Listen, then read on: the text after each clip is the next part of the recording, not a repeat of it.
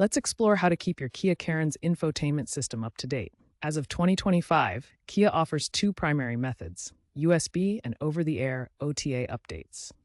USB updates are mainly for older models, pre-2023. You'll download the update from Kia's website, transfer it to a USB drive formatted to FAT32, and install it via the car's USB port. OTA updates are standard on 2023 Plus models.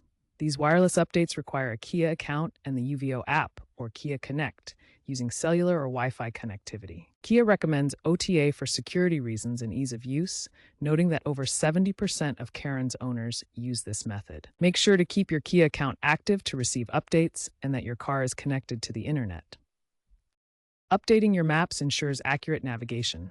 Kia uses TomTom or Here Maps with real-time updates and AI enhancements to reduce errors. For Android Auto CarPlay, wireless versions are now standard, supporting Android 15 and iOS 18, which offer improved voice control and app mirroring. The trend is shifting towards AI-driven OTA updates, with Kia aiming for fully autonomous updates that predict user needs.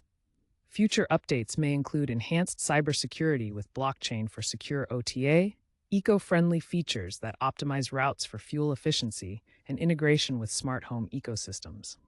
Always use the latest software to keep your car secure and functional.